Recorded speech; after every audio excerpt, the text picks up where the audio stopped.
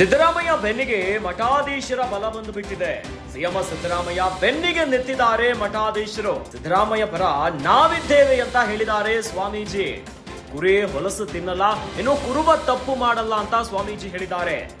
CM ವಿರುದ್ಧ ರಾಜಕೀಯ ಷಡ್ಯಂತ್ರವನ್ನ ನಡೆಸಿದ್ದಾರೆ ಅಂತ ಆರೋಪವನ್ನ ಮಾಡ್ತಿದ್ದಾರೆ. ಸಿದ್ದರಾಮಯ್ಯ ಯಾವ ಅಕ್ರಮವನ್ನ ಕೂಡ ಮಾಡಿಲ್ಲ.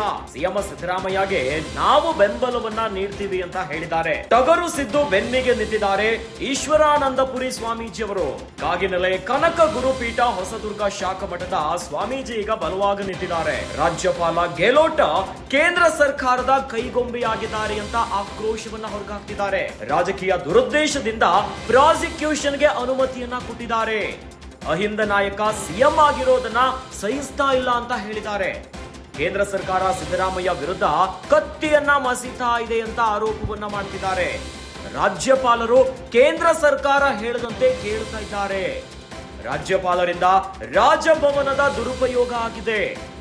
ಅಹಿಂದ ನಾಯಕನ ವಿರುದ್ಧ ಪಟ್ಟಭದ್ರ ಹಿತಾಸಕ್ತಿಗಳ ಕುತಂತ್ರ ಆಗಿಬಿಟ್ಟಿದೆ. ಈ ಷಡ್ಯಂತ್ರವನ್ನ ಶೋಷಿತ ಸಮುದಾಯಗಳು ಸಹಿಸಲ್ಲ ಅಂತ ಹೇಳಿದ್ದಾರೆ.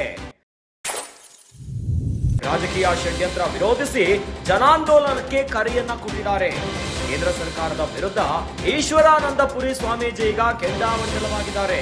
ಸಿದ್ದರಾಮಯ್ಯ ಪರ ನಾವಿದ್ದೇವೆ ಅಂತ ಸ್ವಾಮೀಜಿ ಘೋಷಣೆಯನ್ನ ಮಾಡಿದ್ದಾರೆ.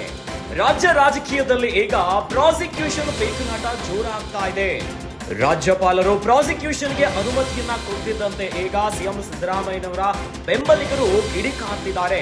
ಇವೆಲ್ಲದರ ನಡುವೆ ಸಿಎಂ ಸಿದ್ದರಾಮಯ್ಯನವರ ಬೆನ್ನಿಗೆ ನಿಂತಿದ್ದಾರೆ ಮಠಾಧೀಶರು.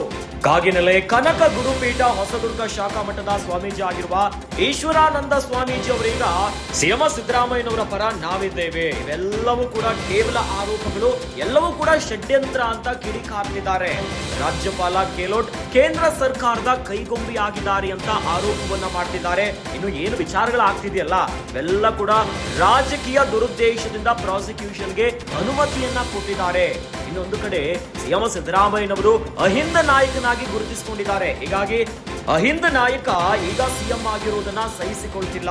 ಕೇಂದ್ರ ಸರ್ಕಾರ ಸಿದ್ದರಾಮಯ್ಯ ವಿರುದ್ಧ ಕತ್ತಿಯನ್ನ ಮಸೀತಾ ಇದೆ. ಹೀಗಾಗಿನೇ ರಾಜ್ಯಪಾಲರನ್ನ ಕೈಗೊಂಬೆಯಾಗಿಸಿದೆ ಅಂತ ಕಿಡಿಕಾರ್ತಿದ್ದಾರೆ.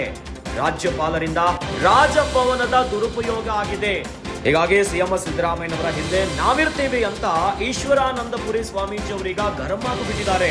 ಕೇಂದ್ರ ಸರ್ಕಾರದ ವಿರುದ್ಧ ಈಶ್ವರಾನಂದಪುರಿ ಸ್ವಾಮೀಜಿ ಈಗ ಕೆಂಡಾಮಂಡಲ ಆಗಿದ್ದಾರೆ. ಇನ್ನು ಸಿದ್ದರಾಮಯ್ಯನವರ ಪರ ನಾವಿದ್ದೇವೆ ಅಂತ ಸ್ವಾಮೀಜಿ ಘೋಷಣೆಯನ್ನ ಮಾಡಿದ್ದಾರೆ.